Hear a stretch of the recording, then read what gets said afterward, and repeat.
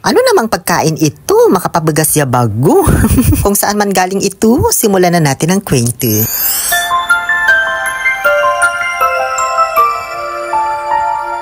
Habang ako'y nag-e-emote dito sa may maisan at nire-reminisce ang mga alaala nung aking kabataan. Inaamoy ang walang amoy na bulaklak ng mais habang sumasama sa pagsinghot ang mga pollen grains. Pura baltek. Nakakamiss at nakakalungkot balikan ang mga alaala kasi hindi na pala ganun kasaya kapag may edad ka na. Sabi nga sa Inside Out, as we grow older, we feel less joy. Magtatakip silim na kaya umuwi na lang ako. Pagdating ko sa bahay, nakita ko na yung mais na may abnormalities. O di ko yan nahanap doon habang nag-e-emote ako.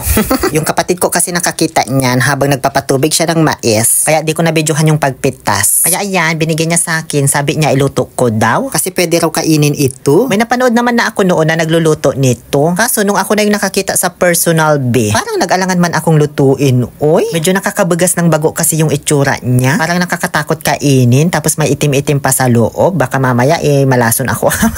According sa mga hindi naman masyadong mapagkakatiwala ang mga tao, sabi nila isa daw itong fungus na tumubo sa mais. Kumbaga, family siya ng kabuti. Sa bunga ng mais nga lang tumubo. Considered ito as sakit or fungal disease ng mga mais para sa mga magsasaka. Pero para sa mga chef, ay, mamahaling delicacy pala ito, B.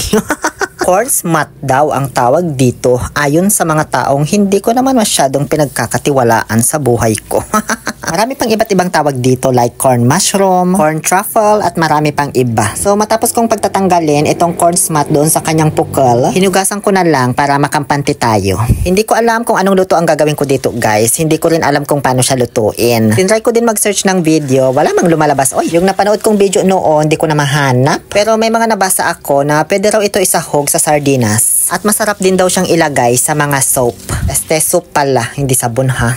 Hindi ko rin alam kung hinihiwa ba ito bago iluto or hindi na. Pero dahil nga sa natatakot ako pag lumabas na yung mga itim-itim niya sa loob, hindi ko na lang siya hiniwa be. Naghiwa na lang ako ng bawang at luya, wala kaming sibuyas. Lalagyan ko din sana eh. After kong mahiwa yung mga ilalagay nating aromatic expressions, naghalongkat muna ako dito sa may lumang rep namin kung ano bang pwede kong ilagay na pansahog. Wala kaming narninas, so balak ko na lang sana igisa dito sa corn beef. Tapos sasabawan ko siya kasi sakto may nakita akong sotanghon. Kaso bigla ko man nakita itong Lucky Me Lomi. Ito yung mabilisang soup, diba? Kasi may flavor na, di ka na magtitimpla. O di syempre dito ako sa mas mapapadali ako. Halangang pahirapan ko pa sarili ko. Tapos di mo rin lang naman ako ifa-follow at ilalike and share yung video ko. Magisa na nga tayo sa sarili nating mantika. Bale, luluto ko muna itong corn smut ng nakabukod bago ko ilagay doon sa gagawin kong soap. Ginisa ko lang sa bawang at luya.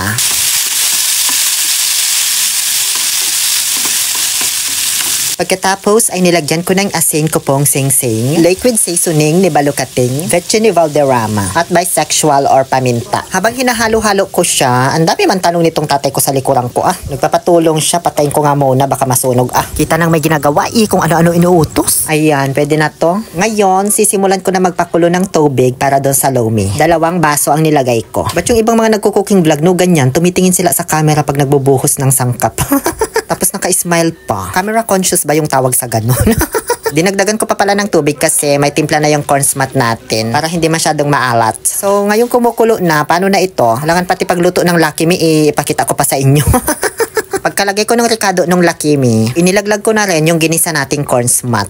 Pagkatapos ay pinakuluan ko na lang yan ng pinakuluan hanggang sa maluto na yung noodles. Pati na rin yung fungus. Kinakabahan kasi ako baka kapag hindi ko naluto ng maigi, malason pa ako.